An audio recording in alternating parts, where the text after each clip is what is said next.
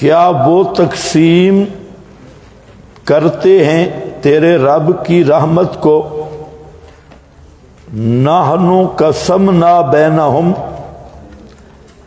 ہم نے تقسیم کی درمیان ان کے معیشتہم، ان کی روزیاں، فی الحیات الدنیا، دنیا کی زندگی میں، ورفعنا بعضہم، اور بلند کیا ہم نے بعض کو بعض پر، درجات، کئی درجات، لیتخذ بعضہم بعضا، تاکہ بنائیں بعض بعض کو سخریا، خدمتگار، برحمت ربک خیر، اور رحمت تیرے رب کی بہتر ہے، مما، اس سے، یجمعون، جو وہ جمع کر رہے ہیں، بلولا ان یکون الناس، اگر نہ ہوتی یہ بات کہ ہو جائیں گے لوگ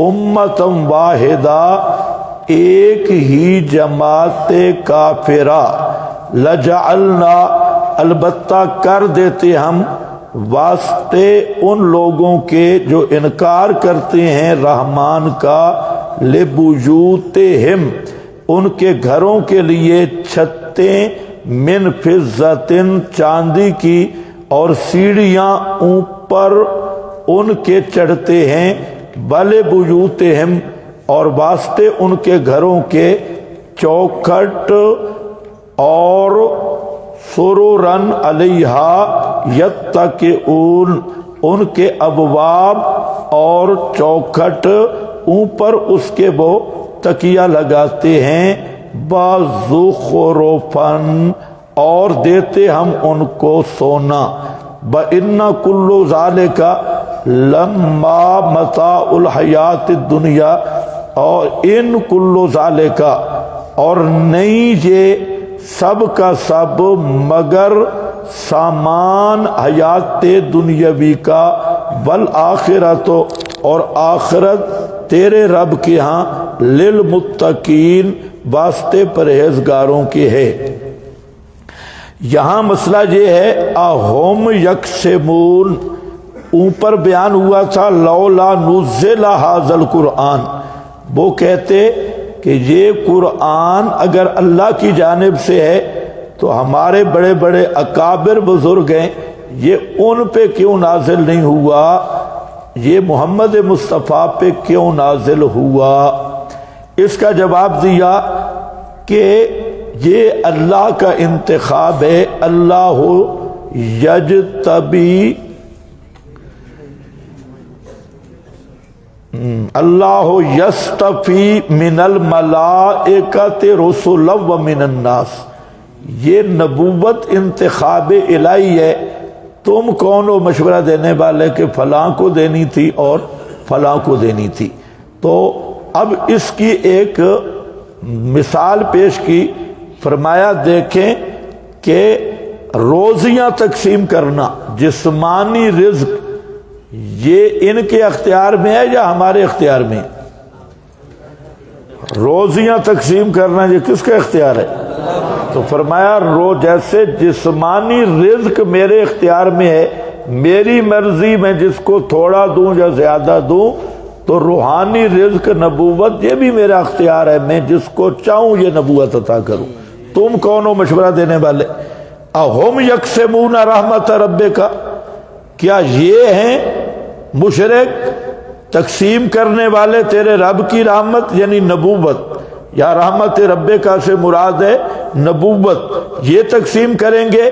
حالانکہ ہم نے تقسیم کیا ان کے درمیان روزیاں، ان کی روٹیاں ہم تقسیم کرتے ہیں، نبوت یہ تقسیم کریں گے؟ اور جہاں یہ کہیں گے فلانے کو نبی بناؤ، اس کو نبی بنانا ہوگا، تو یہ کیسے چبل لوگ ہیں؟ نحنو قسمنا، سمجھ رہے ہو میری بات؟ ہم نے تقسیم کیا ان کے درمیان ان کی روزیاں دنیا کی زندگی میں، ورفعنا، اور آگے پھر بعض کو بعض پر بڑھایا، اور اس کی پھر حکمت ذکر کی، لیتخذ حکمت تفاوت درجات، تاکہ بنائیں بعض کو خدمت گار، بعض کو روزی زیادہ دے دی، بعض کو کم، یہ ایک تکوینی حکمت ہے۔ اگر سب کو برابر کی ملتی نا تو دکان پہ کون بیٹھتا؟ تمہارے جوتے کون گانٹتا بھائی؟ تمہارے بال کون کاٹتا؟ اگر سارے چودھری بن جاتے، نائی شاہی موچی سارے اوپر چلے جاتے، تو یہ جو پیشے ہیں یہ کوئی کرتا؟ تو یہ ایک بڑا ضابطہ بیان کیا، اس کی طرف میں آتا ہوں، لیکن بڑا ضابطہ اور قانون ہے، اور ایک بہت بڑے گمراہ فرقے پہ ضرب لگائی ہے۔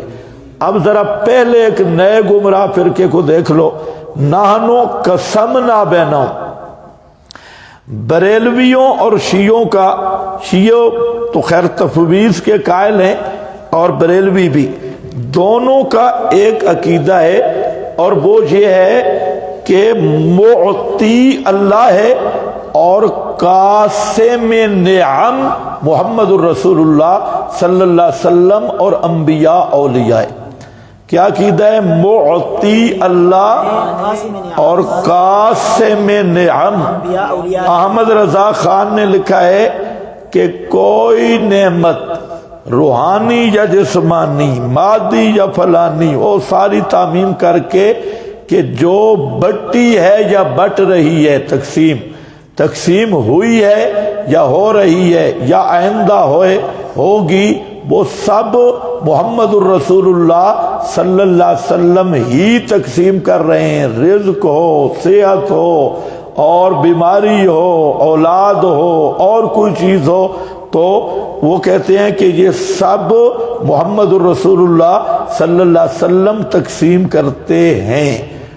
سمجھ گئے؟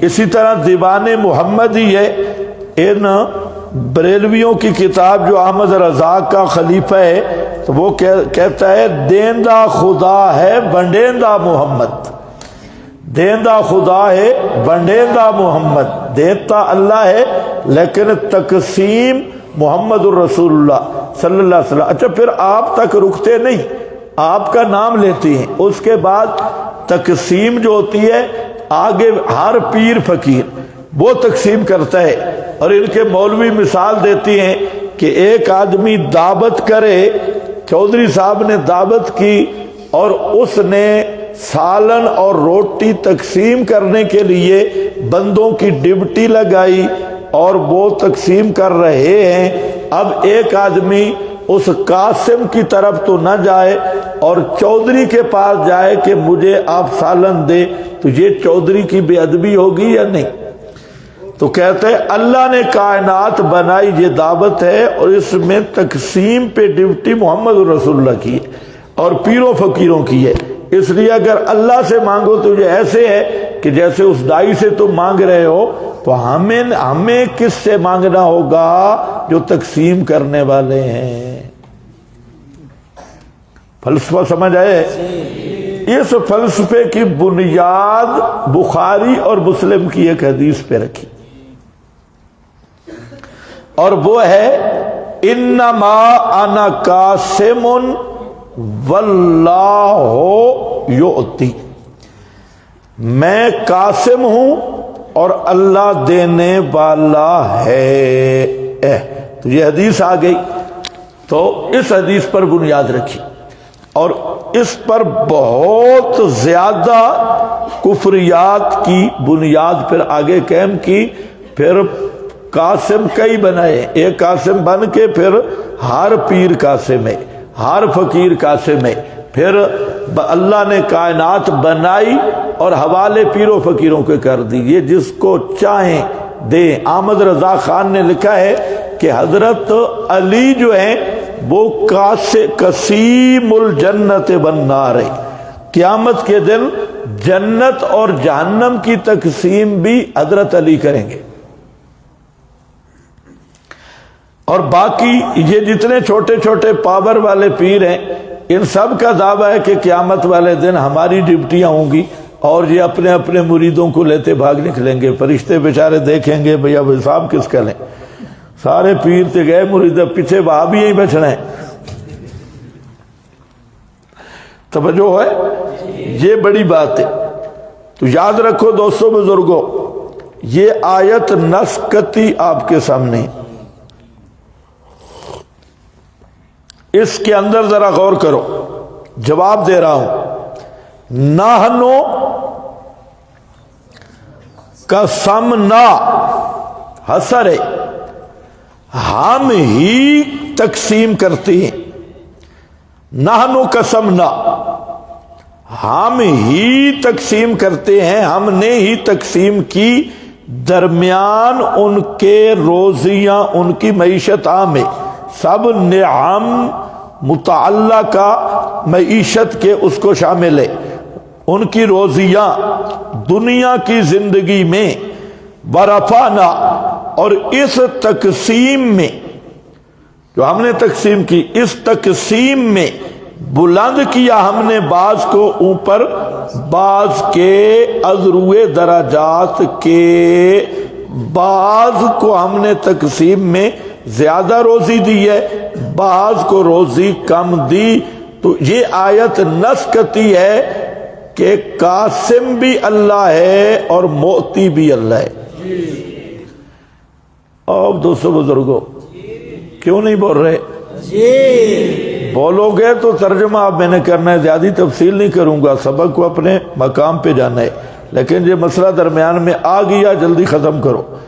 معطی بھی اللہ، قاسم بھی اللہ، قاسم بھی اللہ، معیشتہم نعم ام من شیئن الا عندنا خزائنہ، آگے بن ننزل الا بقدر معلوم۔ اس پر حدیث آپ کے پاس موجود ہے، یہ ہے حضرت عبداللہ ابن عباس کی۔ پہلے معیشت کا معنی بھی دیکھ لو، آپ کے پاس لکھا ہے کہ فَأَنْكَرَ عَلَيْهِمْ سُبْحَانَهُ، اللہ نے مشرکین پہ رد کیا، اور تخیرہم علیہ وَأَخْبَرَ أَنَّ ذَلِكَ لَيْسَ إِلَيْهِمْ، اور بتایا کہ یہ ان کی طرف مفوض نہیں ہے، بل إِلَى الَّذِي، بلکہ یہ اس کا اختیار ہے، قسم بینہم معایشہم، جس نے ان کے درمیان روزیاں تقسیم کی ہیں جو متضمن ہیں ان کے رزقوں کو، ومدد آجالہم، زندگیوں کو، یعنی سب کو محیط ہیں جتنی نعمتیں۔ بکذالک هو الذی، اسی طرح وہی ذات ہے وہ تقسیم کرتا ہے فضل اپنا اہل فضل کے درمیان، علی حسب علم ہی، اپنے علم کے مطابق، بے مواقع الاختیار، جیسے وہ چاہتا ہے، میں یصلح لہ، جو اس کے قابل ہوتا ہے، ممن لا یصلح، هو الذی رفع بعضهم فوق بعض درجات، وقسم بینہم معایشہم بدرجات التفضیل، فہوبل قاسم ذالک وحدہ، وہ حسر والا معنی نکلا ہے، وحدہ لا غیرو، یہ روزیاں نعمتیں عمریں سے تھے، یہ ان چیزوں کا قاسم، تقسیم کرنے والا اللہ اکیلا ہے، نہ کوئی اور۔ حضرت عبداللہ ابن مسعود رضی اللہ تعالیٰ عنہ فرماتے ہیں، فرمایا رسول اللہ صلی اللہ علیہ وسلم نے، ان اللہ قسم بینکم اخلاقکم کما قسم بینکم ارزاقکم، اللہ نے تمہارے درمیان تمہارے اخلاق تقسیم کیے جیسے تمہارے درمیان تمہاری روزیاں تقسیم کی۔ تو قاسم کون ہے؟ روزیوں کا قاسم کون ہے؟ اخلاق کا قاسم کون ہے؟ ان اللہ عز وجل یعطی الدنیا، اللہ دنیا عطا کرتا ہے، من یحب و من لا یحب، محبوب اور غیر محبوب دونوں کو، دنیا دونوں کو ملتی ہے۔ جس کو دنیا کی پیسے مل گئے وہ یہ نہ سمجھے کہ میں اللہ کا محبوب ہوں، اللہ دنیا محبوب کی بھی دیتا ہے دشمن کو بھی دیتا ہے. بلا یعطی الدین الا لمن احبا، دین اللہ اس کو دیتا ہے جس سے محبت کرتا ہے. فمن آتاہ اللہ الدین، جس کو اللہ نے دین دے دیا، فقد احبہ، اللہ نے اس سے محبت کی. والذی نفسی بیدہ، قسم اس ذات کی جس کے قبضہ میں میری جان ہے، نہیں مسلمان ہوتا بندہ حتیٰ کہ اس کا دل اور زبان مسلمان ہو جائے. دل مسلم ہو، زبان بھی کیا ہو؟ مسلم ہو. حاصل کیا نکلا اس حدیث کا؟ کہ معطی بھی اللہ، قاسم بھی اللہ، معطی بھی اللہ، قاسم بھی. آگے پھر آ گئی حدیث، ان اللہ تعالی قسم بینکم اخلاقکم کما قسم بینکم ارزاقکم، فإن اللہ تعالی یؤتی المال من احب ومن لا یحب ولا یؤتی الایمان الا من یحب. ایمان اس کو ملتا ہے جس سے اللہ پسند کرتا ہے. فمن ظن بالمال ان ينفقه وخاف العدو ان يجاهده وهاب الليل ان يكابده. آگے خود پڑھنا. پھر لا الہ الا اللہ کی کثرت کرے، سبحان اللہ والحمد للہ. تو پتہ چلا کہ قاسم بھی اللہ اور موتی بھی اللہ. معاش کا اور کس کا؟ اخلاق کا بھی، روزیوں کا بھی، نعم کا بھی. اب حدیث ہے کہ انما انا قاسم واللہ. اب کیا ہوگا؟ حدیث کیا ہوگی؟ تو یاد رکھو، اگر شرافت سے ہمارے ساتھ رہنا ہے تو پھر جواب ہے، اگر بدماشی کی تو پھر ہم بھی کریں گے. ان کو جواب دے رہا ہوں، آپ کو نہیں کہہ رہا. بریلویوں سے ہماری بات ہے، اگر بندے کے بچے بن کے سننا ہے تو ہم بھی تحقیقی جواب دیں گے، اور اگر بدماشی کی نا تو پھر ہم بھی کریں گے. اس لیے اس حدیث کو اسی طرح سمجھو جیسے محدثین نے سمجھے. امام بخاری دو ابواب کے نیچے لائے ہیں، ایک باب العلم میں اور دوسرا باب الغنائم میں، غنیمتوں کے باب میں. غنیمتیں بھی ماتحت الاسباب ہیں اور تعلیم بھی ماتحت الاسباب ہے. تو امام بخاری دونوں مقام پہ لایا ہے. تو آپ قاسم علم ہیں اور قاسم غنائم ہیں. کیا ہے؟ قاسم علم اور قاسم غنائم ہیں. رہ گیا قسمنا بینہم معیشتہم. اور حضرت عبداللہ ابن مسعود کی یہ حدیث ارزاقکم اخلاقکم، تو ان کا موتی بھی اللہ، قاسم بھی اللہ. اور پیغمبر جو تقسیم کرتے ہیں وہ ما تحت الاسباب تقسیم کرتے ہیں، اور ما فوق الاسباب تقسیم کرنے والا کون ہے؟ اللہ. اور وہ کیا ہے؟ کیا تقسیم ہے؟ جو علمہم الکتاب والحکمہ، یہ تقسیم ہے. اور آپ قاسم غنائم ہیں. غنیمتیں جب ملتی ہیں تو وہ پھر آپ تقسیم کرتے ہیں صحابہ میں. اور اسی مقام پہ آپ نے آگے جو حدیث پوری ہے اس میں بات علم کی آ رہی ہے. من یرد اللہ بہ، جو جس کو اللہ تعالی خیر کا ارادہ کرے اللہ اسے دین کی سمجھ عطا کر دیتا ہے. تو آپ یہ کہہ رہے ہیں کہ میں حافظہ نہیں عطا کر سکتا. حافظے عطا کرنے والا اللہ ہے، سمجھ کا ملکہ عطا کرنے والا موتی اللہ ہے. میرا کام ہے تمہارے سامنے بیان کر دینا. پتہ نہیں تمہیں سمجھ تو نہیں ہے تو جی کی ہے. تو یہاں یوتی موتی کا کیا معنی ہوگا؟ کہ یہ جو قوا ہے نا، قوتیں، یہ اللہ نے رکھی ہے. اب میں تو نہیں نا، اب جیسے پرچی آ رہی تھی میرے بس میں ہوتا اس میں عقل ڈالنا تو ڈال دیتا نا. اب سمجھ تو میرے بس میں نہیں کہ میں تمہارے ذہن میں اب جتنے بیٹھے ہو میں ان کو عقل بھی تھوڑا تھوڑا دے دوں. تو یہ حدیث کا یہ معنی ہے کہ میں تو بیان کرتا ہوں، باقی ہر ایک آدمی اپنے ظرف کے مطابق سمجھتا ہے. اللہ جس کے ساتھ خیر کا ارادہ کرے اسے زیادہ سمجھ دے دیتا ہے. میرا کام تو ہے صرف بیان کرنا، باقی یہ جو صلاحیتیں ہیں یہ دینے والا اللہ ہے. سمجھ گئے حدیث کا معنی؟ بالکل صاف معنی ہے. علماء کے لیے تو سمجھ آ گیا، تمہیں سمجھنا کوئی فرض واجب بھی نہیں ہے. چلو. نحنو قسمنا بینہم معیشتہم فی الحیات الدنیا. اب جناب مسئلہ آ گیا فکر شاہ ولی اللہ. یہ ایک پورا فتنہ ہے. فکر شاہ ولی اللہ ایک تنظیم ہے، نام سنا ہے کبھی؟ نام انہوں نے رکھا ہے شاہ ولی اللہ کی فکر، حالانکہ شاہ ولی اللہ کے قریب سے بھی نہیں گزرے. تو نام ولی اللہ کو جب بھی تاریخ چلے بڑے آدمی کے نام پہ چلتی ہے.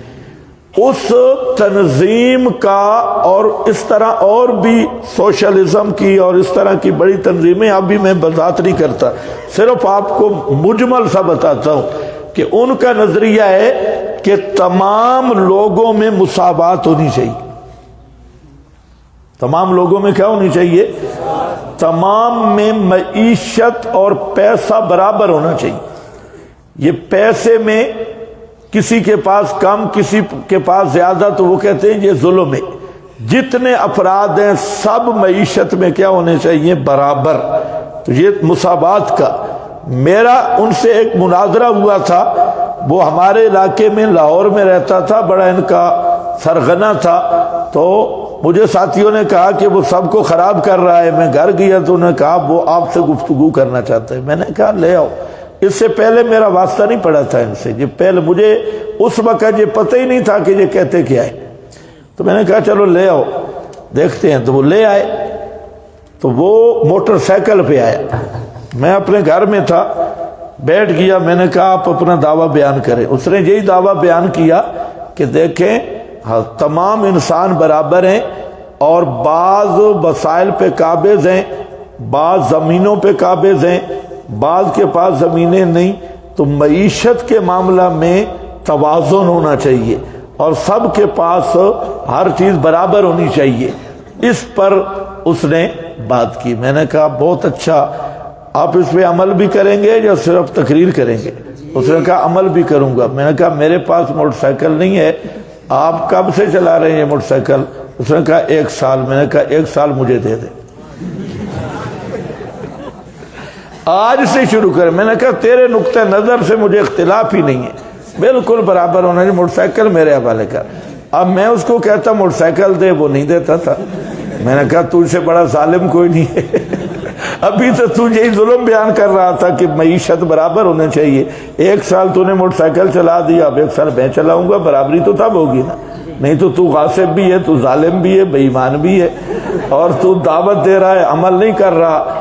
اب جو نوجوان صاحب تھے وہ بیچارے دیکھیں، اس کو کہیں بھی دے نا موٹر سائیکل. وہ موٹر سائیکل پہ چڑھا، پھر میں نے آج تک نہیں دیکھا وہ کدھر گیا. امیر حمزہ اس کا نام تھا، مولوی امیر حمزہ، اور ابھی تک زندہ ہوگا، شاید یہ پہنچا دے گا اس تک. یہ جو لگا ہوا ہے آپ کا یہ جاسوس، یہ پہنچائے گا. تو وہ امیر حمزہ اگر اب سن رہا ہے تو پھر آ جائے. ہاں تو پھر انشاءاللہ موٹر سائیکل سے آپ آگے نکلیں گے. بھائی سمجھو، یہ جو روزیوں میں تفاوت ہے نا، یہاں اس آیت کو ذرا غور سے دیکھو. رفعنا بعضهم فوق بعض درجات. یہ جو معاش کی تقسیم ہے، بعض کو ہم نے روزیاں زیادہ دی ہیں، بعض کو کم دی ہیں. کیوں؟ لِيَتَّخِذَ بَعْضُهُمْ بَعْضًا، تاکہ بعض کے خدمت گار بنے. بعض کے کیا بنے؟ خدمت گار بنے. اگر سب کے پاس روزیاں ہوتی تو تمہاری روٹی کون پکاتا؟ باورچی تنخواہ پہ ملتے. اگر سب کے پاس ہر چیز برابر ہوتی تمہاری ڈرائیونگ کون کرتا؟ اگر سب کے پاس ہر چیز برابر ہوتی اور سارے مریم نواز جتنے ہوتے تو یہاں تم پڑھنے آتے؟ تمہاری امامت کون کراتا؟ تمہارا ڈرائیور کون بنتا؟ اور تمہارا مولوی کون ہوتا؟ تو اللہ نے اس کائنات کو بنایا ہی اس حکمت پہ ہے کہ سارے کام ہو رہے ہیں. آپ مدرسے میں بیٹھے ہیں، آپ خدمت پہ جب آدمی لگاتا ہے تو بندے پورے نہیں ہوتے اور پورا کام بھی نہیں کرتے، اور اللہ نے تکوینی طور پہ روزیوں میں تفاوت اس لیے رکھا کہ اس کا جتنے کام ہیں وہ سارے کام ہیں، اور یہی اس کی حکمت ہے۔ اگر سب کی روزیاں برابر ہوتی نا، پھر نہ کوئی تمہیں دکاندار ملتا، نہ جوتی گاٹنے والا ملتا، نہ جھاڑو والا ملتا، نہ روٹی پکانے کمانے والا، نہ داتریا لوہار ملتا، نہ سونار ملتا، پھر تو سارے چودھری ہوتے۔ جی تو یہ ہے لِيَتَّخِذَ بَعْضُهُمْ بَعْضًا سُخْرِيًّا، خدمتگار، تسخیر سے خدمتگار، برحمت ربک خیر، اور رحمت تیرے رب کی بہت بہتر ہے، مما یجمعون، اس سے کہ یہ جمع کر رہے ہیں۔ آگے پھر اسی پر حکارت جا، مال دنیاوی، دنیا کے مال کی حیثیت ہی کوئی نہیں، اللہ کے ہاں اس کی قدر ہی کوئی نہیں۔ اوپر حدیث آپ کے پاس لکھی ہے، حضرت سہل بن سعد فرماتے ہیں رسول اللہ صلی اللہ علیہ وسلم نے فرمایا، لو کانت الدنیا تعدل عند اللہ جناح بعوضہ، اگر پوری دنیا کے خزانوں کی اللہ کے ہاں مچھر کے پر جتنی بھی حیثیت ہوتی، ما سکا کافرا منہا شربۃ ماء، تو کافر کو پانی کا ایک گھونٹ بھی نصیب نہ ہوتا۔ تو یہ پوری دنیا کے خزانے اور رنگینیاں جو تمہیں نظر آ رہی ہیں، اللہ کے ہاں ان کی اتنی حیثیت بھی نہیں ہے۔ آگے سہل بن سعد کہتے ہیں نبی پاک صلی اللہ علیہ وسلم حلیفہ مقام پہ گزرے، دیکھا ایک بکری تھی جو بالکل پھول چکی تھی، مری ہوئی تھی اور پھول چکی تھی۔ فرمایا اترون ھذہ الشاۃ، کہ دیکھتے ہو کہ یہ بکری اپنے مالک پر یہ کیا حیثیت رکھتی ہے؟ انہوں نے کہا ہاں۔ فرمایا بالذی نفسی بیدہ للدنیا اہون علی اللہ عز وجل من ھذہ علی صاحبہا، فرمایا اللہ کی اس ذات کی قسم جس کے قبضہ میں میری جان ہے، پوری دنیا کی اتنی حیثیت بھی نہیں اللہ کے دربار میں، آون اس سے بھی کم ہے۔ بلو کانت الدنیا، اگر دنیا کی اور دنیا کے سارے بال خزانے ایک مچھر کے پر جتنے بھی ہوتے تو ما سکا کافر، اللہ کافر کو پانی کا ایک گھونٹ بھی نہ دیتا۔ حضرت ابو ہریرہ فرماتے ہیں اگر برابر ہوتی دنیا عند اللہ جناح بعوضہ، یہ الگ سندے میں نے اس لیے ذکر کی ہے کہ یہ مجموعی طور پہ سند حسن بن جائے۔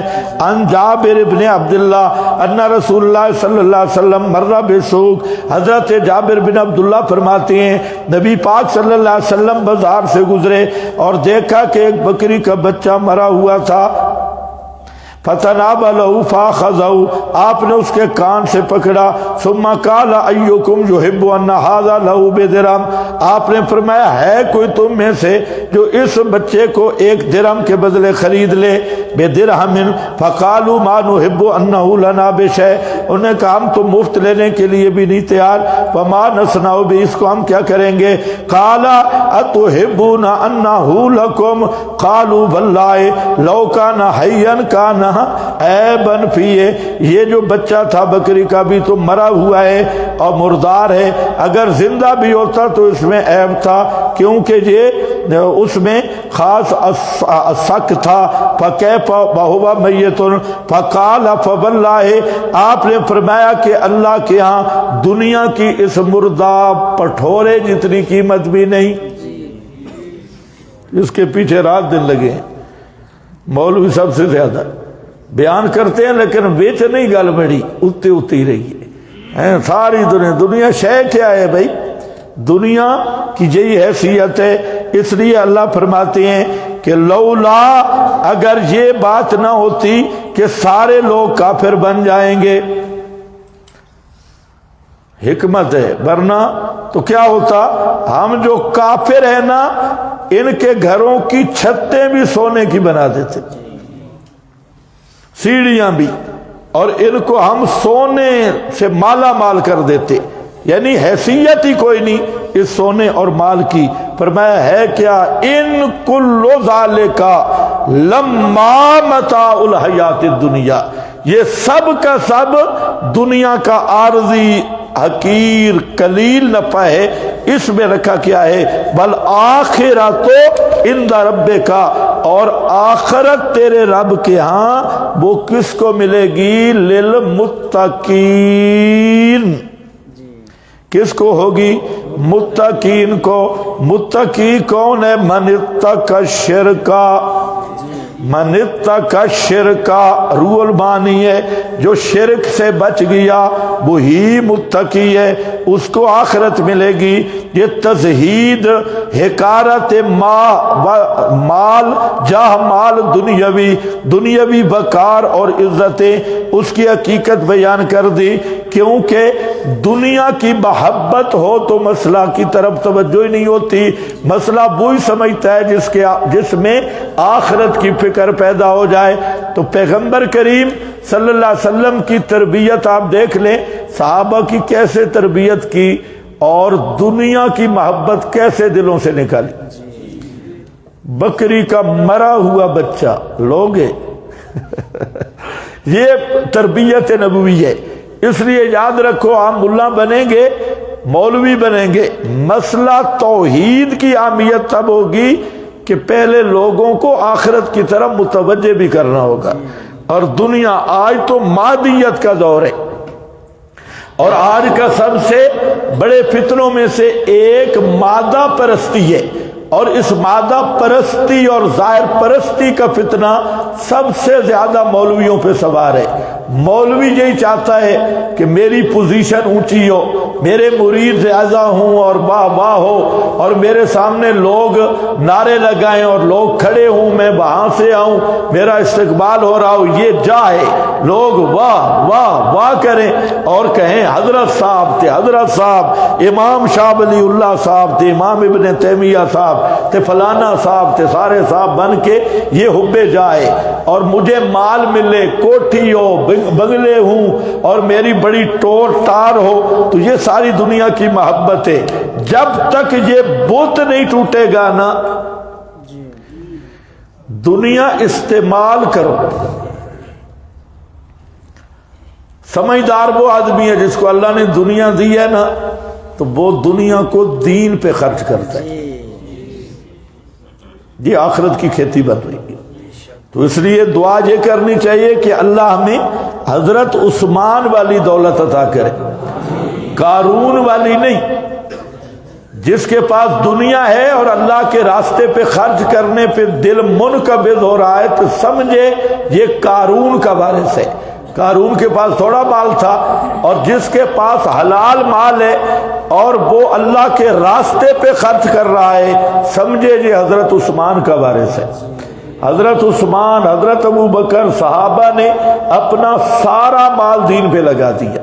تو یہ ایک سمجھدار آدمی ہوئی ہے. ہم کیا کرتے ہیں دنیا میں؟ ہم جو کچھ کرتے ہیں تو بڑے بڑے ہم نے دیکھے ہیں کروڑوں اربوں پتی، اچانک موت آئی، ان کی گاڑیاں رہ گئی، کوٹھیاں رہ گئی، اور ایک منٹ میں انقلاب آ گیا. پہلے بادشاہ تھے، ایک منٹ میں ان کے ٹھکانے قبر کے 4 گز، اور وہی کفن جو غریب پہ تھا ان پہ بھی وہی کفن تھا. تو یہ حقائق کیوں نہیں سمجھ آتے؟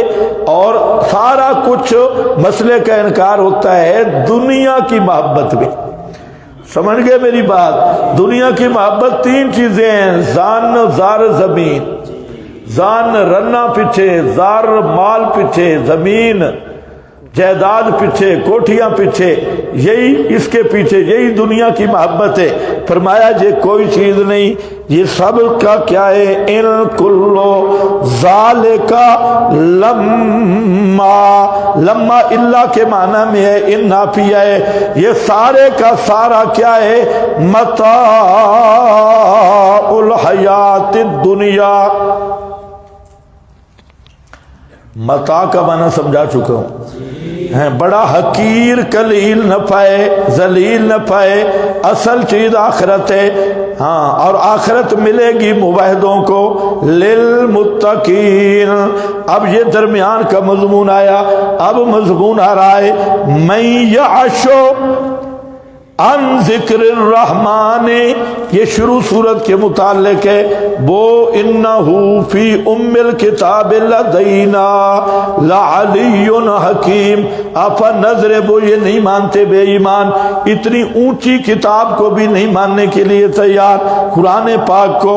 اب وجہ بیان کی اور نیز یہ بیان کیا کہ جو قرآن کو مرشد نہ مانے، کیا ہے؟ جو قرآن کو مرشد، قرآن سے ہدایت حاصل نہ کرے تو اس پر پہلا عذاب کیا آتا ہے؟ اس پہ جو اللہ کا عذاب آتا ہے، ان عذابوں کا بیان ہے، تم بھی ذرا خیال کر لو۔ وَمَن يَعْشُ عَن ذِكْرِ الرَّحْمَنِ، جو انسان جان بوجھ کے اندھا بن جائے، جان بوجھ کے اندھا بن جائے، اندھا بن گیا، ایک یعشو اندھا بننا، اور ایک اشا یعشو۔ آپ کے حاشیے پر پوری تحقیق لکھی ہے، ابھی وقت نہیں، جو مولویوں دیکھ لو۔ من یعشو عن ذکر الرحمن، ذکر رحمان سے مراد قرآن ہے، ذکر رحمان سے مراد کیا ہے؟ قرآن ہے، یہ وہ سوپڑوں والا ذکر نہیں ہے۔ ھذا ذکر مبارک انزلناہ انا نحن نزلنا الذکر وَلَقَدْ يَسَّرْنَا هَذَا الْقُرْآنَ لِلذِّكْرِ هَذَا ذِكْرٌ مُبَارَكٌ أَنزَلْنَا إِلَيْكَ الذِّكْرَ لِتُبَيِّنَ لِلنَّاسِ۔ قرآن ذکر ہے، نصیحت ہے، وہ سوپڑوں والی 5 بدعات کا مجموعہ ذکر، مجلس جہری والا، وہ ذرا توحید کو حال بنا رہے ہوتے ہیں، گدھے کی نسل، وہ جو کہتے ہیں ہم ٹریننگ کر رہے ہیں بدعات کے ذریعے۔ اور صوفی جو بھی ہوتا ہے شیطان، اچھا چلو میں نہیں کہتا، قرآن کا ترجمہ دیکھو، مجھ پہ پھر ناراض ہو جائیں گے۔ وَمَن یعشو، اور جو آدمی جان بوجھ کے اندھا بن جائے، کس سے اندھا بنے؟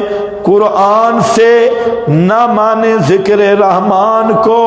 الرحمن علم القرآن، یہ قرآن تے رحمان کی رحمت کا تقاضا تھا، جو نری رحمت والا ذکر ہے، اس سے منہ پھیر لے تو پہلی سزا کیا ہوتی ہے؟ ثمرہ اعراض عن القرآن، سوچتے بھی رہنا ہے۔ قرآن سے منہ پھیرا اور قرآن کو مرشد نہیں مانا، نقید لہو شیطانا، پہلی سزا یہ ہوتی ہے ہم مسلط کر دیتے ہیں اس پر ایک تکڑا شیطان۔ شیطان نان کی تنوین پہ غور کرنا، صحیح موٹا تازہ شیطان، صحیح تکڑا شیطان، شیطانن، اور وہ شیطان بھی کیا ہوتا ہے؟ فَهُوَ لَهُ قَرِينٌ، وہ شیطان اس کا ہر وقت کا ساتھی بن جاتا ہے۔ قرین، قرن، جس طرح بیل کے سنگ سر سے جدا نہیں ہوتے، وہ قرین بھی اس سے جدا نہیں ہوتا، پکا اس کے ہر وقت ساتھ رہتا ہے۔ نقید لہو، قید تقجیز، تقجیز میں نے پہلے بھی سمجھائی ہے، یہ جو پیاز ہے، پیاز کو کاٹو، اس کے پرت ہوتی ہیں، ایک پرت، پھر دوسرا پرت، پھر تیسرا پرت، پھر چوتھا پرت، پھر پانچواں، پورا پیاز کے یہ پرت ہیں۔ اور یہ پرت سمجھتے ہو کہ نہیں؟ پیاز کو کبھی کاٹ کے دیکھو تو اس کے اوپر چھلکے کے پرت ہوتی ہیں، ایک چھلکا، پھر اس پہ چھلکا، پھر اس پہ چھلکا، پھر اس پہ چھلکا، پورا پیاز ہی چھلکوں پہ مبنی ہے۔ اس کو کہتے ہیں تقجیز۔ سمجھانے کے لیے ہم کہہ دیتے ہیں انڈے کا خول، جی انڈے کا خول جو زردی سفیدی کو گھیرنے والا ہوتا ہے، اوپر سفید والا، چار چدار پورا محیط دائرہ، نقیض لہو، شیطان اس پر اس طرح چڑھ جاتا ہے جیسے پیاز کے چھلکے ہوتے ہیں۔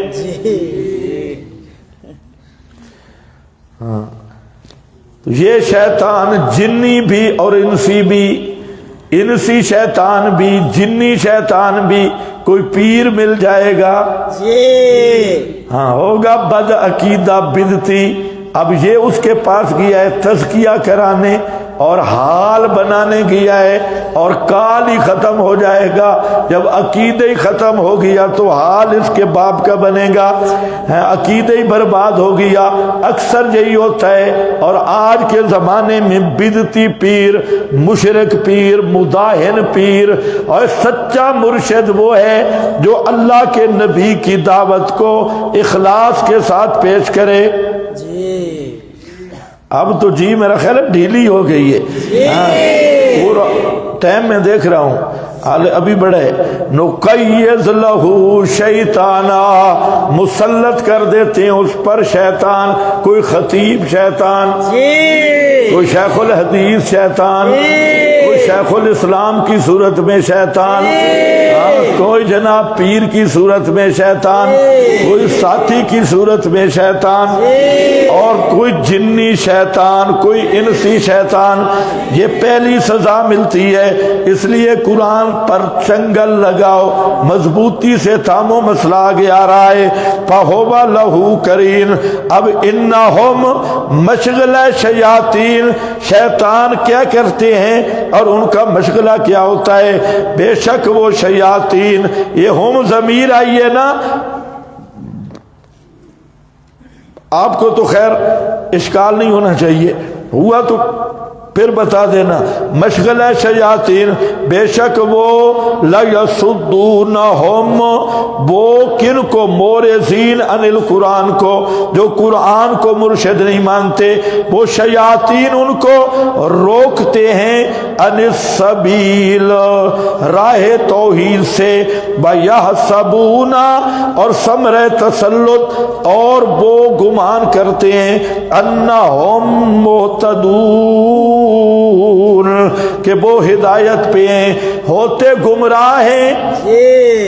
پہلا عذاب شیطان مسلط ہو جاتا ہے، دوسرا وہ ہر وقت ساتھ رہتا ہے، تیسرا کہ نیکی بدی کی تمیز ختم ہو جاتی ہے، نیکی اور بدی کی تمیز ختم ہو جاتی ہے، کرتا بدی ہے اور کرتا شرک اور بدعت ہے، اور سمجھتا ہے آہا مزہ آ گیا ہے، محتدون، ہم پکے ہدایت پہ ہیں۔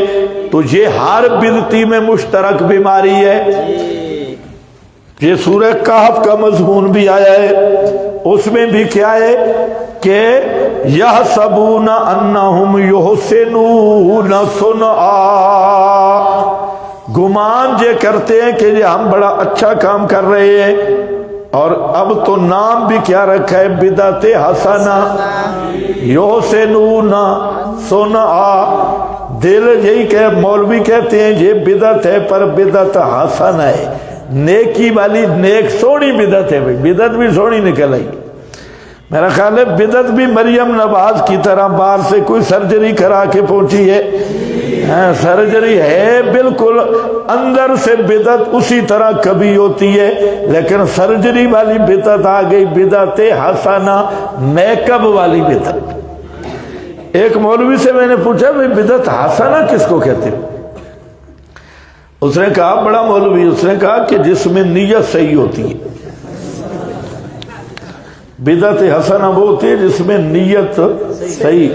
تو میں نے کہا کہ اچھا، ایک آدمی کسی بیچاری لڑکی کو دیکھتا ہے، اس کا کوئی ارد گرد وارث نہیں، اس نیت سے اس سے زنا کرتا ہے کہ اللہ اس کو بیٹا دے گا، وہ اس کا وارث بنے گا، نیت تو ٹھیک ہے، تو اس کو کیا کہیں گے؟ زنا حسنہ۔ ایک آدمی ڈاکہ مارتا ہے کسی پر اور نیت یہ کرتا ہے کہ مفتاح القرآن کے طالب علموں کی دعوت کروں گا، کوئی بزرگ اٹھتا ہے کسی ملک کی رات کو بھینس کھول کے لے آتا ہے، اب نیت تو اچھی ہے کہ تمہاری دعوت کروں گا، اس کو کیا کہیں گے؟ ڈاکہ حسنہ، چوری حسنہ، ڈاکہ حسنہ۔ اور نیت کے ساتھ عمل کا بھی تو ثبوت ضروری ہے، عمل بھی تو ہو نا جو پیغمبر کریم کی مہر سے گزر کے آیا ہو، جی وہ مہر محمدی والا عمل بھی تو ہو کہ صوفی اٹھ، یہ صوفی سویا ہو ہے نام مراد۔ انہم لیصدونہم عن السبیل ویحسبون انہم مہتدون۔ میلاد پڑھیں گے بدعت حسنہ، کل بدعت حسنہ، 40ویں بدعت حسنہ، ختم بدعت حسنہ، 11ویں بدعت حسنہ، 6ٹھی بدعت حسنہ، سب کچھ جو لکڑ ہضم پتھر ہضم۔ مجھے یوں سمجھ آیا حلوے والی بدعت حسنہ ہے، حلوے والی بدعت حسنہ ہے، پیسے جہاں مولوی کو ملے وہ حسنہ ہے، ہاں جہاں پیسے فیس ملے۔ حضرت تھانوی رحمۃ اللہ علیہ نے ایک بات بڑی زبردست لکھی اور پتے کی لکھی۔ حضرت تھانوی نے لکھا ہے کہ اگر بدعات ختم کرنی ہے نا، ایک طریقہ ہے کہ مولویوں کو بدعت کی فیس دینا چھوڑ دو، بدعت کی فیس کو کہو اللہ کی رضا کے لیے بدعت کر، کول پڑھ لیکن اخلاص کے ساتھ، چاول نہیں ملے گے، حلوہ نہیں ملے گا، جو میراث ختم پڑھ دوئیں گے کوئی چیز بھی نہیں۔ فرماتے ہیں اگر چند دنوں میں ساری بدعت ختم نہ ہو جائے تو مجھے گلہ دینا۔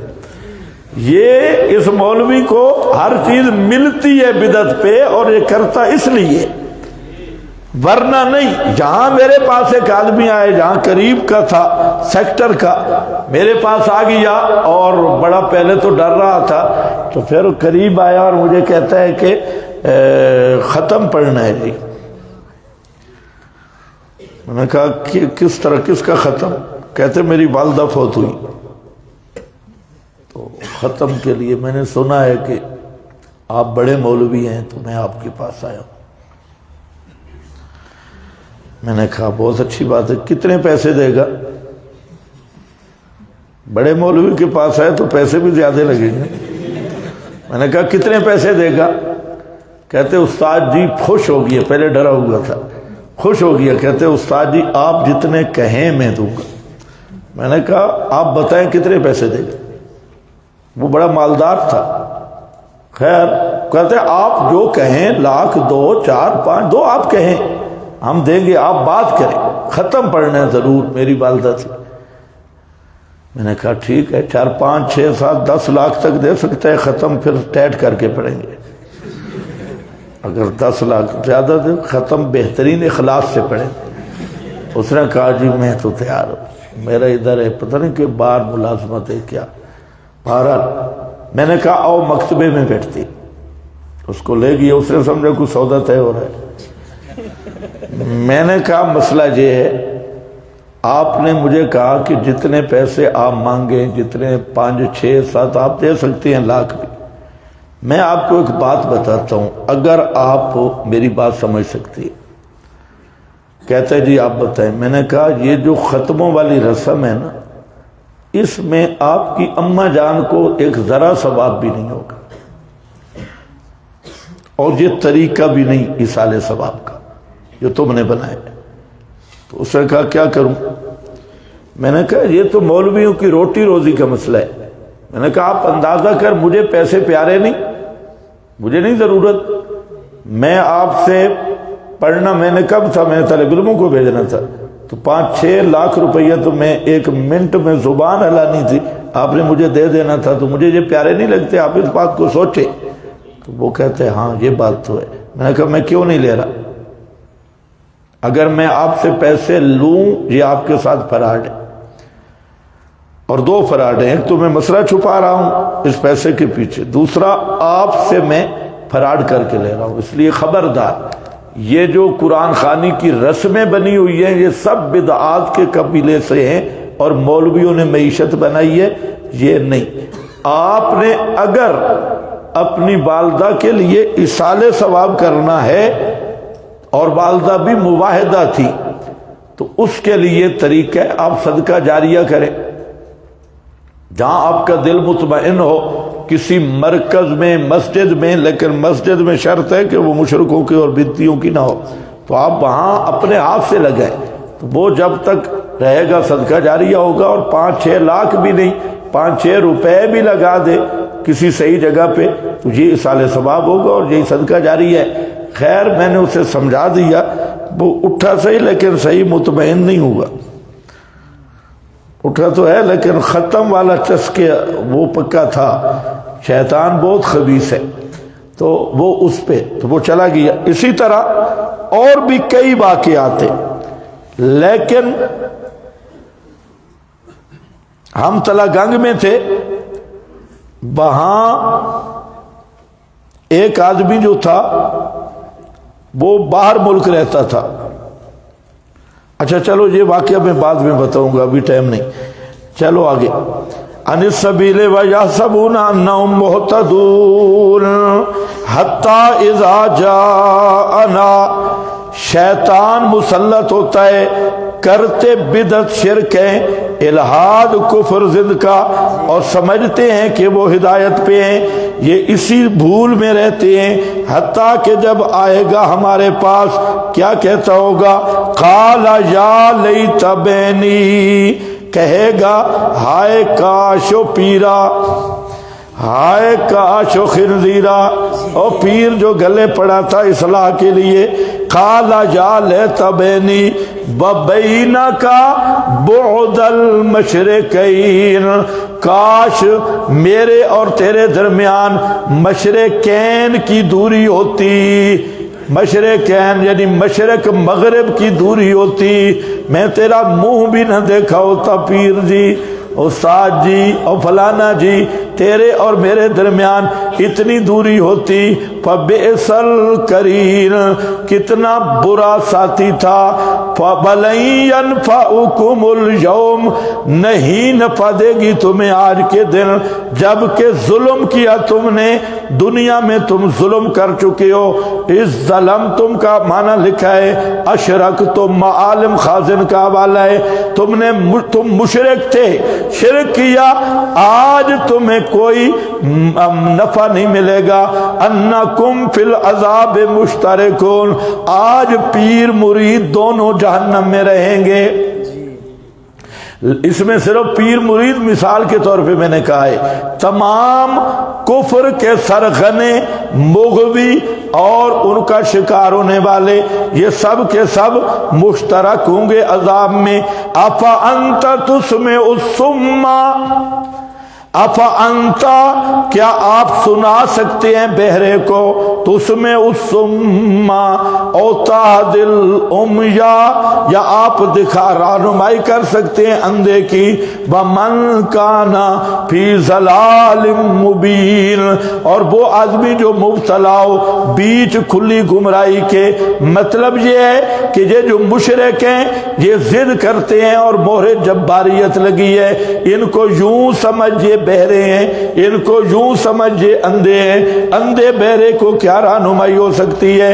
فَإِمَّا نَذْهَبَنَّ بِكَ، یہ آیت پہلے بھی گزری ہے، فَإِمَّا نَذْهَبَنَّ بِكَ فَإِنَّا مِنْهُمْ مُنْتَقِمُونَ، یا تو ہم آپ کو لے جائیں گے، نَذْهَبَنَّ کیا کریں گے؟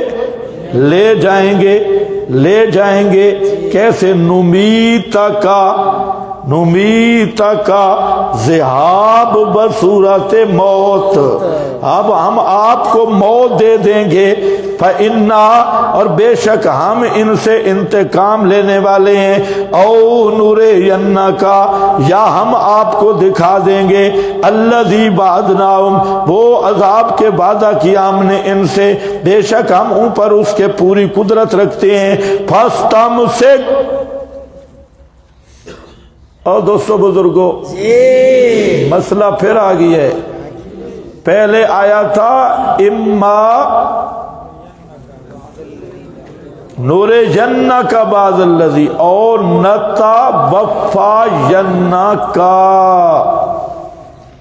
میں نے وہاں بتایا تھا کہ پیغمبر پہ بھی موت آ جائے تو پھر رویت نہیں ہے۔ نور جنہ کا یا تو ہم آپ کو دکھائیں گے وہ عذاب یا آپ کو کیا کر دیں گے، موت دے دیں گے، تو دونوں جمع نہیں ہوں گی۔ موت ہوگی تو دیکھنا نہیں ہوگا، دیکھنا ہوگا تو موت نہیں ہوگی۔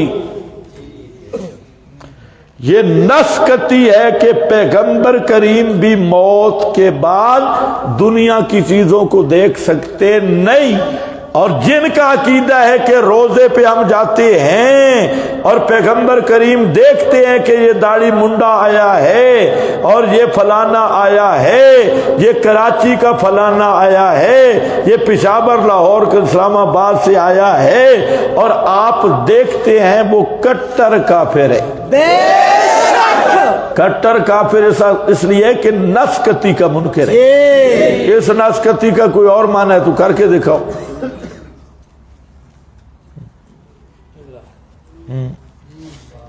لاؤ، یہ قرآن ہے، انہوں نے قرآن کے ساتھ مذاق بنایا ہوا ہے۔ مردے دیکھتے ہیں جی اس طرح۔ وہ کراچی والا مفتی جو جہنمی دمبا ہے وہ کہہ رہا تھا اس طرح نہ مردے کو جو دیکھنا پڑتا ہے، سامنے ہو تو جو کھڑا، سلام علیکم بخیر آگلے آ گئی ہے زندہ، ایسا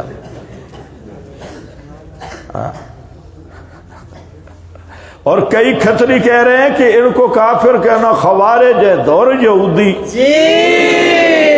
یہ خود یہودی ہے بے شک، جو عادتاً سما کے تکفیر پہ خارجی ہونے کا حکم لگا رہا ہے، تو یہ خود نیتن یاہو کا بیٹا ہے بے شک، اصلی پیبر یہودی بے شک۔ ہاں بھائی بالکل یہودیوں والی میں نے اس لیے بات کی کہ کیوں نہیں تنقید کرتے، کیوں نہیں فرق کرتے، کرنا خرق عادت یا عادت، کہو نا اس بڈھے کو، کیوں نہیں فرق کرتا خرق عادت یا عادت؟ ایسے شمع آیا ہے، شمع آیا ہے کہ بچہ شمع آیا ہے، کون سا شمع، عادت یا خرق عادت؟ تو کبھی نہیں بتائے گا، اس لیے نہیں بتائے گا کہ راگ یہودیوں والی ہے۔ ہاں بھائی چلو جی، اما نذهبنک بک فإنا منهم منتقمون، اشاعت التوحید کی مکننہ کا فیصلہ ہے، وہ موجود ہے جو عادتاً سما کا قائل ہے وہ مشرک ہے، تو خرقاً للعادہ بمشیت اللہ قائل ہے، اس پہ کوئی فتویٰ نہیں۔ تو ہمارا سوال ہے یہ جو بڈھے ابلیس تمہیں گمراہ کر رہے ہیں، ان کو آپ بولے نا کہ تنقید کیوں نہیں کرتا، اور اس بڈھے شیطان میں ہمت ہے نا، اس سے آپ تحریر لے کے آئیں کہ عادتاً سما کے قائل پہ فتویٰ لگانا خارجیت ہے، نہیں تو کہو کہ بڈھیا جہنم جا رہا ہے، شرم کر۔ چلو جی، اما نذهبنک بک فإنا منهم منتقمون او نریجنک الذی وعدناہم، یا ہم دکھا دیں گے ہم آپ کو وہ عذاب کہ وعدہ دیا ہم نے ان کو، فإنا علیہم مقتدرون۔ آپ کہہ رہے تھے لا اراکم بعد عامی ھذا، یہ کس کو کہا تھا؟ ابو بکر و عمر، لا اراکم، اور یہ بھی بتا گئے تھے فاتی ابا بکر، میرے بعد خلیفہ ابو بکر ہوگا، ابو بکر ممبر پہ بھی ہوگا، تو لا اراکم بعد عامی ھذا، خلافت کی خوشخبریاں بھی دے گئے تھے، پیشین گوئیاں، یہ بھی کہہ گئے کہ آج کی سال کے بعد میں تمہیں نہیں دیکھ سکوں گا۔ حضرت علی والی روایت ہے نا یا ترمذی والی، لا ترینی حتی لا تمتنی حتی ترینی علی، پیغمبر کریم بتا رہے ہیں اگر مجھ پہ موت آ جائے قبر میں دفن ہوں یا نہ ہوں، حضرت علی میری چارپائی کے قریب بھی آئے تو میں دیکھ سکتا نہیں ہو، موت کے بعد نہیں دیکھ سکتا، کیونکہ رسول اللہ صلی اللہ علیہ وسلم نے خود فرمایا جب روح نکل جاتی ہے تابعہ البصر، مسلم شریف، روح دید بھی ساتھ لے کے جاتی ہے، بصر دیکھنا بھی روح کے ساتھ چلا جاتا ہے، تابعہ البصر، جس پہ بھی موت آ جائے۔ تو یہ جو مردوں کی رویت کے معتقد ہیں بالکل کٹر کافر بے ایمان ہیں۔ بے شک فَاسْتَمْسِكْ بِالَّذِي أُوحِيَ إِلَيْكَ فَاسْتَمْسِكْ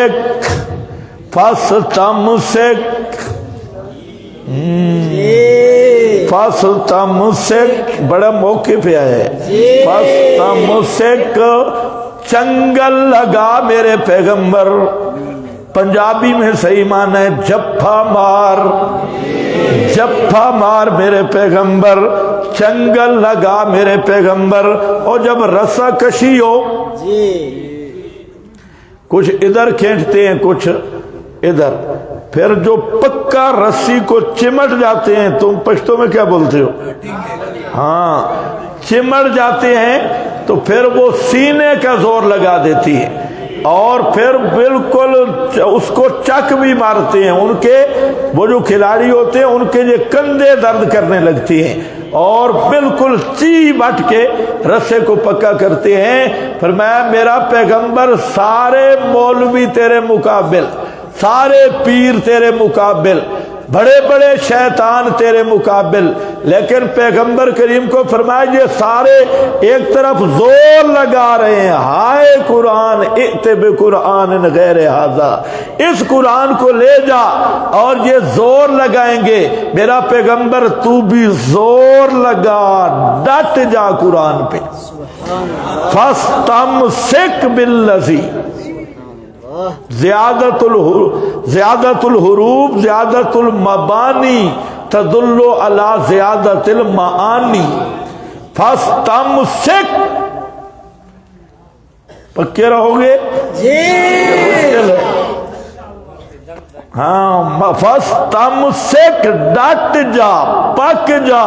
اور استمساک بتا رہا ہے ساری دنیا تمہیں قرآن چھڑانے کی کوشش کرے گی، دوسری طرف بڑا زور ہوگا، روایتیں ہوں گی، اکابر ہوں گے، قول کٹورے ہوں گے، حکایتیں ہوں گی، اساتذہ ہوں گے، مشائخ ہوں گے، سوپڑ ہوں گے، کوفڑ ہوں گے، سب حلوے ہوں گے، چاول ہوں گے، بڑے سبز باغ ہوں گے، سب کچھ ہوگا، لیکن فاستمسک بالذی،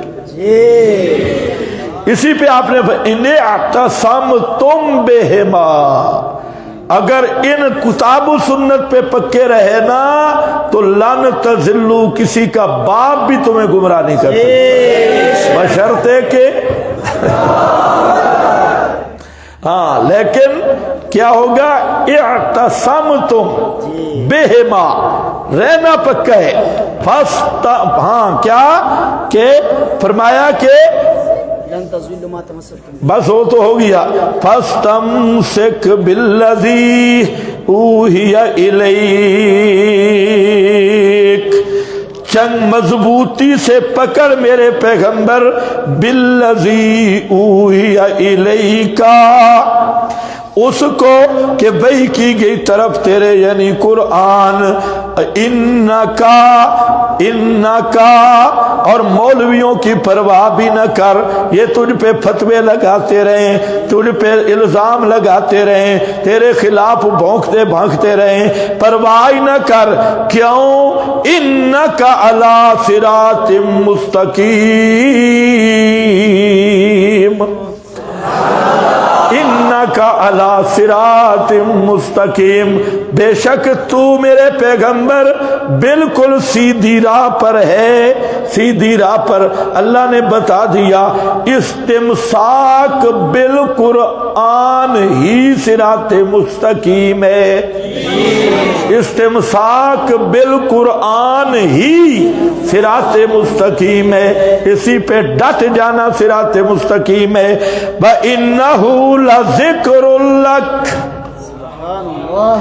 وَإِنَّهُ اور یہ قرآن لَذِكْرٌ لَكَ تیرا بھی مرشد ہے میرا پیغمبر۔ ذکر کا معنی کیا کر رہا ہوں؟ مرشد، نصیحت، مرشد نصیحت۔ ذکر کے 3 معنی ہیں، ایک ذکر کا معنی نصیحت، مرشد۔ یہ قرآن تیرا بھی مرشد ہے میرا پیغمبر، اسی پہ ڈٹ جا، اسی پہ پک جا۔ ایمان سے بتاؤ پیغمبر قرآن کے خلاف بول سکتے ہیں؟ کتنے کذاب ملا ہیں جو روایتیں جو قرآن سے ٹکرائیں اوپر کہتے ہیں قال رسول اللہ۔ اس سے بڑا رسول اللہ پہ بہتان کوئی نہیں ہو سکتا۔ بے شک۔ ہاں بھئی فَاسْتَمْسِكْ بِالَّذِي أُوحِيَ إِلَيْكَ إِنَّكَ عَلَى صِرَاطٍ مُسْتَقِيمٍ وَإِنَّهُ لَذِكْرٌ لَكَ۔ ایک معنی یہی ہے جو سیاق کی معنی ہے، قرآن پہ اس لیے ڈٹ جانا اس لیے کہ قرآن تیرے لیے بھی نصیحت ہے، تیرے لیے بھی کیا ہے؟ نصیحت۔ اس کا مرادی معنی کر رہا ہوں، قرآن تیرے لیے بھی مرشد ہے، والے قوم کا اور تیری قوم کے لیے بھی۔ قرآن کی شان ہی مرشد ہونا ہے۔ جن بھی سمجھ گئے، جن انہوں نے سنا نا قرآن، کیا کہا تھا انہوں نے؟ یا ہدی، تو یہی معنی ہے مرشد کا، یا ہدی الی الرشد، قرآن مرشد ہے۔ ہاں بھئی انہو لذکر لک، کہتے ہیں نہیں یہ تو ٹھیک ہے قرآن تو ہے پر مرشد کی بھی ضرورت ہے۔ مرشد کی وہ کیا ضرورت ہے؟ قرآن کے بارے میں تو گارنٹی ہے یہ اللہ کی کتاب میرا سچ ہے، تو تیرے مرشد کی گارنٹی کون دے گا؟ ایک جو مرشد تھا وہ گارنٹی شدہ تھے، ان کے بعد کیا تیرے مرشد کی گارنٹی ہے؟ کتی کو چھوڑ کے زنی سے اصلاح کراتا ہے، پاک کو چھوڑ کے پلیت کے پیچھے کی جائے۔ انہو لذکر لک، والے کو دوسرا معنی ہے انہو لشرف لک، ذکر بے معنی شرف ہے۔ یہ قرآن تیری بھی عزت ہے، تیری قوم کے لیے بھی باعث عزت ہے، تیرے لیے بھی باعث شرف اور عزت ہے، تیری قوم کے لیے بھی باعث شرف اور عزت ہے۔ لذکر اللہ کا والے قوم کا وسوف تسألون، ان قریب تم پوچھے جاؤ گے قرآن کے بارے میں۔ اور تمہیں کہتے کوئی سوال ہوگا؟ بالکل ہوگا، جتنی مرضی دھوتا رہے، سمجھ گیا کہ نہیں؟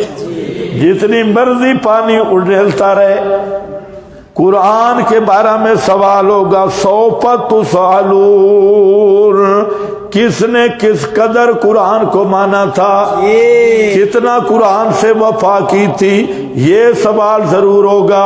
اور القرآن حجت اللہ کا او علیکا، یا قرآن تیرے حق میں وکیل بن کے تیرا مقدمہ لڑے گا، یا قرآن تیرے خلاف کیس کرے گا۔ تو انہیں قرآن کو سمجھا کیا ہے؟ دنیا میں قرآن صامت ہے، قیامت کے دن ناطق بن جائے گا، قرآن خود بھی بولے گا۔ وہ حدیث شفاعت میں ہے بخاری مسلم میں کہ پیغمبر کریم جہنم سے آدمیوں کو باہر نکال کے لائیں گے اللہ کی اذن سے، لاتے لاتے لاتے شفاعت ہوتی ہوتی ہوتی آخر میں جب جائیں گے نا تو اللہ تعالیٰ فرمائیں گے تو عرض کریں گے کہ ما بقی فی جہنم الا من حبسہ القرآن، اب جہنم میں کوئی بھی نہیں رہا، صرف وہ مولوی رہ گئے ہیں جن کو قرآن باہر آنے نہیں دیتا. یہ مولوی ہونے حبسہ القرآن، اب وہ رہ گئے ہیں جن کو قرآن نے روکا ہوا ہے، قرآن آنے نہیں دیتا. ایسے لوگ ہیں جنہوں قرآن نہیں آنے دے گا. یہی پلیت ہوں گے جنہوں نے ساری زندگی قرآن سے سیگے نکلوائے ہیں، صرفی بیٹھے ہیں، کارڈو سیگا، قرآن ہاتھ میں ہیں. جنہوں نے قرآن کی ترکیبیں ساری زندگی کی ہے، علم معانی کے ضابطے، منطق قرآن سے نکل رہی ہے، فلسفہ نکل رہا ہے، اور قرآن جس مقصد کے لیے آیا تھا وہ مقصد بیان نہیں کیا. یہ وہی لوگ ہوں گے. اب خیال کرو آپ بھی ان میں چلنا چلے جائیں. اللہم لا تجعلنا منہم حبسہ القرآن، یہ انہی کو قرآن روکے گا. قرآن آیا اس لیے تھا کہ تم سیکھے کہ نکالو، ترکیبیں کراؤ طالب علموں سے، کاروائی ترکیب. قرآن اس لیے آیا تھا کہ تم منطق کے قضیے فٹ کرو یا اپنی عربیت کے جوہر دکھاؤ. عربی دان ابو جہل بڑا تھا، عربیت کی تم جہاں پر زبان لینگویج سیدھی ہو رہی ہے، زبان سیدھی ہو رہی ہے، اور قرآن آیا ہی اللہ کی وحدانیت بیان کرنے کی. ہاں یہ بیچارہ ختم پڑ رہا ہے، کوئی تعویذوں کی دکان پہ بیٹھا ہے. انہوں نے قرآن کو بنایا ہی تجارت ہے، تو تجھے قرآن پکڑے گا. حجت اللہ کا سوف تسألون، اللہ نے فرمایا قرآن کے بارے میں سوال کروں گا. ریبنڈیوں سے ان کو بھی بتا دو، کہتے ہیں اس کا کوئی سوال ہوگا، اس کا کوئی سوال ہوگا. ان سے پوچھو نہ تو تیرے مسواک کا سوال ہوگا، کیا مطلب تیرے استنجے کا سوال ہوگا، کس چیز کا سوال ہوگا. یہ جو موٹی گردن تو نے اللہ کے خوف سے کر دی ہے، جو ریبنڈی دیکھو اتنی موٹی گردن، یہ سارے جہنم کے خوف سے گردن موٹی ہوگی، جل جل کے تیزابیت. یہ مسئلہ توحید کا سوال ہی کوئی نہیں. ہاں اور قرآن کا سوال ہی نہیں. اے دیکھ سوال ہے یا نہیں. بالذی اوحی الیک انک علی صراط مستقیم وانہ لذکر لک ولقومک وسوف تسألون.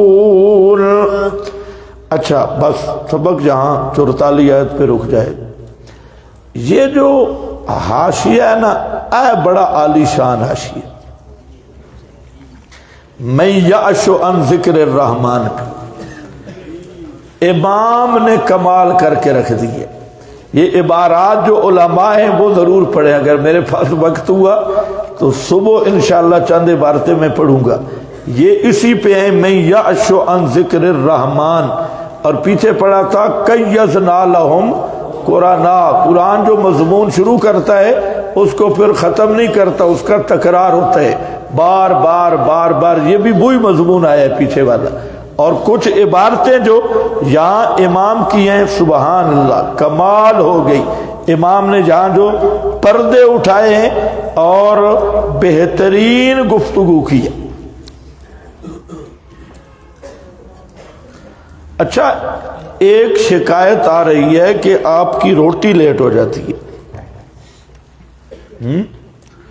بھوک زیادہ لگتی ہے نا.